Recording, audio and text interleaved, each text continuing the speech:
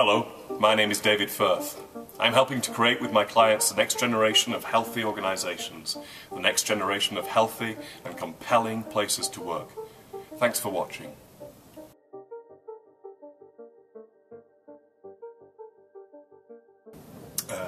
Just recently back in Colorado from 2 weeks away in Europe. Great trip. Spent pretty much a week with my client based out in Switzerland, and then flew across to Amsterdam, where I was doing an open space workshop the following week. Had a couple of days writing the new book in between all that, and then finished it off with my wife being able to come out and join me for 4 or 5 days in Amsterdam, which was fun. So a great trip all round. And just one of the things I wanted to talk about was the workshop I did with my Switzerland-based client was a workshop which was very much a time for us all, me as their consultant and them as a group, to reflect on how far they'd come in the period of time that they'd been employing me as their consultant. So people, what we did was create a space where people were able to talk about the differences that they've created and the changes that they've put in place, and what is better now than 18 months ago when I first started working with them. And this wasn't at all about hey, this is what you did for us, David, but just what they'd experienced. And I was listening to what they were saying about how they'd managed to create this better version of their own company by the sort of processes we've put in place. And one of the guys, who's actually their communications manager, said that from his perspective, the changes that come about have been stratospheric, which is not a word you hear a lot being bandied around in terms of organisations about things going very well.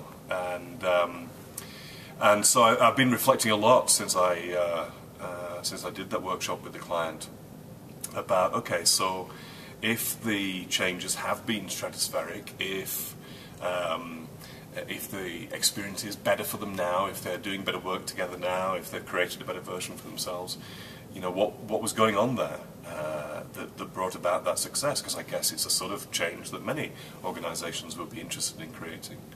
And a couple of things come to mind around that. One is that that work pretty much started off with an open space, which is a meeting methodology I've talked about in the past on some of these other videos, something I'm very passionate about. And I think that open space is a fabulous catalyst for an organisation coming together and working on itself. And so I think that one of the primary building blocks is that we took that decision to start off with an open space. And what did that put people into? It put them into a position as people who were responsible for the health of their organisation. Open space does that. It doesn't say, let's have a survey so you can tell us why you think other people are responsible for the health of the organisation and how the leaders ought to do something about it.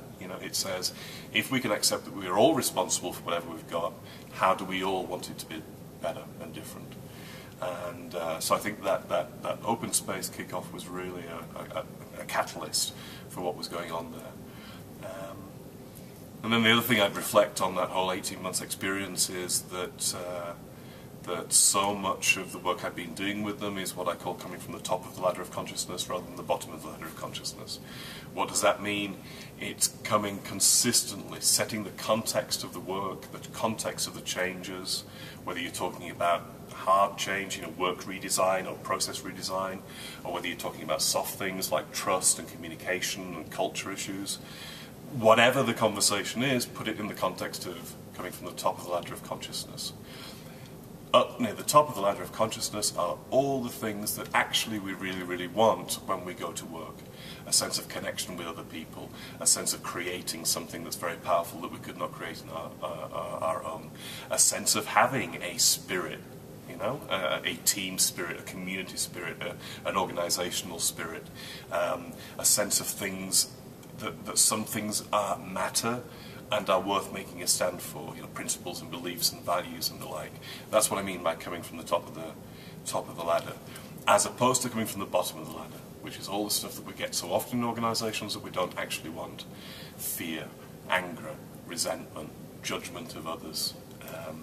And for me, you know, it sounds so simple, but I think it's true. If you can continue to create out of the top of the ladder of consciousness, rather than get sucked down into the bottom of the ladder of consciousness, I think that's where the power of this change comes from.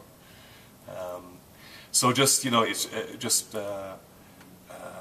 you know, always great for a consultant to hear that the work that they have done has made a difference, yes, and is also just worth reflecting on some of the real core principles, some of the background stuff, you know, what are the beliefs, you know, and I certainly am, you know, I've come out of that experience absolutely committed that as far as I'm concerned, I am going to be really clear with my clients. I am going to be having you come from the top of the ladder of consciousness and explain what that means. And if you don't like that language, then we shouldn't be talking to each other. You carry on fighting at the bottom of the ladder of consciousness, trying to get other people to change because you think that they are. You know, good luck to you. How's that working for you? I just got very clear that you know, this stuff works, I am more than I ever was an advocate for open space principles and coming from the top of the ladder of consciousness.